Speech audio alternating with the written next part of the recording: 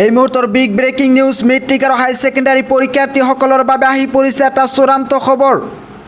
Matric আৰু হাই secondary পৰীক্ষাৰ ফলাফল কেতিয়া ঘোষণা কৰিব ইয়াক লৈ অসমৰ শিক্ষামন্ত্ৰী ডক্টৰ ৰণোজ পেগুৱে এটা চূড়ান্ত তাৰিখ ঘোষণা কৰা পৰিলক্ষিত হৈছে। এই মুহূৰ্তৰ আটাইতকৈ ডাঙৰ খবৰ, মেট্ৰিক আৰু হাই ছেকেণ্ডাৰী পৰীক্ষাৰ ফলাফল কেতিয়া ঘোষণা কৰিব ইয়াক লৈ ছাত্ৰ ছাত্ৰীসকলে চিন্তিত হৈ আছিল। ইয়াৰ মাজতে অসমৰ শিক্ষামন্ত্ৰী ডক্টৰ ৰণোজ পেগুৱে মেট্ৰিক আৰু হাই ছেকেণ্ডাৰী পৰীক্ষাৰ ফলাফলক লৈ এটা চূড়ান্ত তাৰিখ ঘোষণা কৰা পৰিলক্ষিত হৈছে। ইতিমধ্যে অসমৰ শিক্ষামন্ত্ৰী ডক্টৰ ৰণোজ পেগুৱে কৈছে 30 মে'ত মেট্ৰিকৰ ফলাফল ঘোষণা কৰাৰ পূৰ্ণ সম্ভাৱনা আছে। ইফালে হাই ছেকেণ্ডাৰী পৰীক্ষাৰ ফলাফল 31 মে'ত ঘোষণা কৰা হ'ব বুলি মন্তব্য কৰিছে অসমৰ শিক্ষামন্ত্ৰী ডক্টৰ ৰণোজ পেগুৱে। শিক্ষামন্ত্ৰী ৰণোজ পেগুৱে দিলে স্পষ্ট ইংগিত।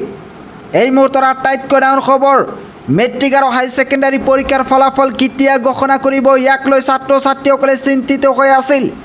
ইয়াৰ মাজতে অসমৰ শিক্ষামন্ত্ৰী ডক্টৰ ৰণোজ পেগুৱে মেট্ৰিক আৰু হাই ছেকেণ্ডাৰী পৰীক্ষাৰ ফলাফলক লৈ এটা চূড়ান্ত তাৰিখ ঘোষণা কৰা পৰিলক্ষিত হৈছে। শিক্ষামন্ত্ৰীগৰাকীয়ে স্পষ্ট ইংগিত দিছে যে 30 তাৰিখত মেট্ৰিক পৰীক্ষাৰ ফলাফল ঘোষণা কৰা হ'ব আৰু 31 তাৰিখত হাই ছেকেণ্ডাৰী পৰীক্ষাৰ ফলাফল ঘোষণা কৰা হ'ব। যোৱা বছৰৰ সৈতে একে তাৰিখত এই বছৰৰ ফলাফল দিয়া হ'ব, এই মন্তব্য কৰিছে শিক্ষামন্ত্ৰী ডক্টৰ ৰণোজ পেগুৱে। ইতিমধ্যে CBSEৰ লগতে ভাৰতবৰ্ষৰ বহুকেইখন ৰাজ্যই 10ম আৰু দ্বাদশ শ্ৰেণীৰ পৰীক্ষাৰ ফলাফল ঘোষণা কৰিলে। এতিয়া মেট্ৰিক আৰু হাই ছেকেণ্ডাৰী পৰীক্ষাৰ ফলাফল কেতিয়া ঘোষণা কৰিব ইয়াক লৈ ছাত্ৰ ছাত্ৰীসকলে চিন্তিত হৈ আছিল।